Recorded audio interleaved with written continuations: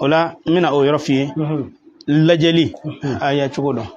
ha to la gon ba fi da aya chugodo lajella wallahi billahi mama yi ciga lajeli ine mo goti be gon Allahu akbar ce ya ciga lajeli ana bal mauti be muso ya ciga lajeli ana bal mauti ma kurata ko ndake fi ku ne ku kan barada de kai ya fama kani barada kai o de mayima ani ndake fiu kuma kilinde wala ala kan beso amin ya rabbi ala kan beso amin ya rabbi wala am faka baruke minga ay qur'ane sibata allah de kemru dafale ibasoro tumadola mamadu do to ka foko doni banedo wala ko don do banedo o chaydra otafa mana kama tema ka jinya kono ayatule de koti abillahi ko doni banedo wala ko don baw banedo ko don ba chenti ko bana ko ngalondo kami ala ya ka dugolo da doni mimbe dugolo mimlenge o doni kele be ala mago fo itala aish ala mago fo itala doni ti ba doni ba chenti ti ba macheti ka barka baniya fo abi karama ko drone ta fo ya fama machita fo ko barka tena be ko no ko ndara karama ko fe mago manye o de fo ngani ndabe nere la mega muso tonyo ala tenve mega ndi undonyo ala tenve mbane don fala ala tenve mbiga nga barakela ko hake du ala tenve mbiga doga na fulu ngana muka ziginoyi ala tenve o shiti jati de ko ndara morke no fe ni mbara na ko bara manye Allahu akbar ne ka bara ndo nyena ala ka ala ya na nyini ngalike wallahi suma wallahi do be ni no uti ka adamadiya foyi jatimina eske karamago be biya karamago be kera flumanu abe ka kuma internet ka ama fam ne ba da feru dom ulti kuma netika menu yi goshi ibi sandanga denga ko netibo ma goshi na internet ko tekili facebook ga donudo galondo mingo ko galondo ibi tafoyi ayatulay file Bamako Gwana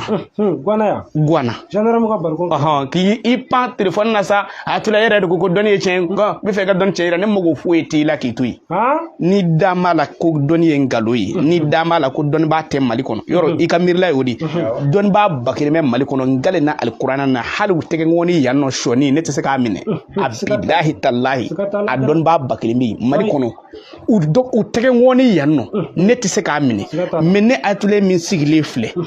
ala kilisi doni ne mami ngo ko doni te cin fiu ngale na alqur'ane na imma ko be kilisi nyumana wa ajukuma wa ne soroya na ma ke fiu wallahi billahi ba go shitangora ba modete Allahu akbar iba foko atule be ki mo mson vo cente atula ando fo meki sanza e téléphone de la ngora mordo fe o manye ndara nyave o manye ngabi ngana flotigi klibi nani o manye ngabi ndo dala klibi saba o manye ereti do dala yere Allahu akbar afa ko moria e bitigini di ay moria ke bitigini de wodo ko sala tamba ko nye Allahu akbar wala bitigini nashifere tabe niyasan abana wushulando bi niye ninda abana walma atoy di baki dobi niyata e kanyana ma yadlala neke findo bi niya de trela ni ko ni soro abishiri ni muga neke ni nunde be ku siridi ku kamaya ba piu Allahu akbar halisa dobe kan la mesa neke fi ni gingi mo tegelay tay chifi abillahi tallahi suma wallahi doni chen ngali na alala neke hakem yaw tegela nu kuma magunye iti sakoro ya fama warje hakika ubi nibe muko don nganyina ma yakon nibe muko don na ya ka warje bo billahi tamno na ya botan kabla ni ya bi tegela iti seka tama Allahu akbar billahi don segere do bala iti seka tama ne o muko yinyena ana ki kono ko nite mati neti akorata ko mega warje lada naga warje leje ka ba yebe sebe na kono wa ay dabala wa bala wa drawara tegela wa ngale na alqur'ana na bakata ne cela bakante ne cela ma fa ko ne madaba kana de atene cela ne ka warijɛ fɛn t'a kɔnɔ ne de ko ne ye mɔgɔ dɔ ye ɲɛna n'a y'a ka warijɛ bɔ k'a bila n'i y'a ta k'a don i tɛgɛ la i tɛ se ka k'a ma dɔnni tiɲɛw bɛ yen mais olu tɛna sigi ha 30 don n y'a jigin manamanakan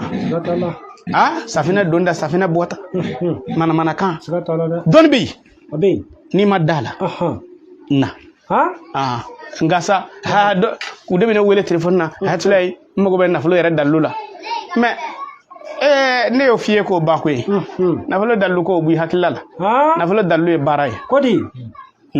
ala wele de bɛna sababu kɛ baara dɔ d'i ma i bɛ nafolo sɔrɔ tigi o tigi bɛ nafolo la baara don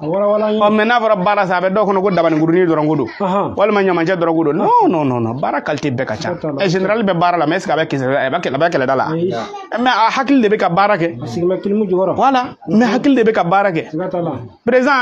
Asimi alhamdulillah an b'i fo an bɛ baara kɛ e a ye fɔse denkɛ sen na de e a y'o la voilà mais an b'a fɔ k'a ye baara kɛ mun na an b'a fɔ Asimi ye tubabuw gɛn jɛnɛ Musa y'a bolo ka tubabuw bugɔ ayi hakili de bɛ baara kɛ n'a fɔra ko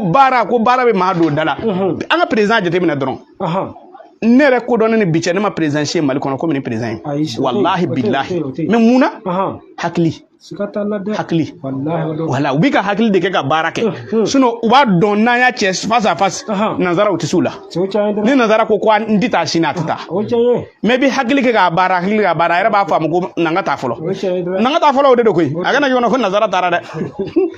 n bɛ taa munumunu ka na nin taara kelen de n ko Modibo Keyita y'u gɛn 20 janvier kɔrɔ ye di 20 janvier kɔrɔ an ye voilà o de Siraju ka fête 20 janvier kɔrɔ jumɛn b'a la ko an ye tubabu gɛn ka taa ka bɔ yen ko k'an yɛrɛ ta an ma dɛsɛ ka tila k'u wele de 2013 an ma dɛsɛ wa an m'u wele wa n'u ka politique don u bɛ na ni kɛlɛ dɔ de ye k'a tɛ se kɛlɛ min kɔrɔ a bɛ tila k'u wele ninnu fana ye hakili sɔrɔ k'u gɛn u taara nka u bɛna koyi an bɛ dugawu kɛ Ala k'u n'an cɛ janya de n'o tɛ u t'a dabila o fo n'an yuru y'an cɛ siri k'an ka minɛnw dilan an yɛrɛ ye don min n'o tɛ ka tant que i bɛ ka dɔ ta san k'o bila i fɛ yen i miiri u bɛ na Ala k'an n'u cɛ janya Ala k'an n'u cɛ janya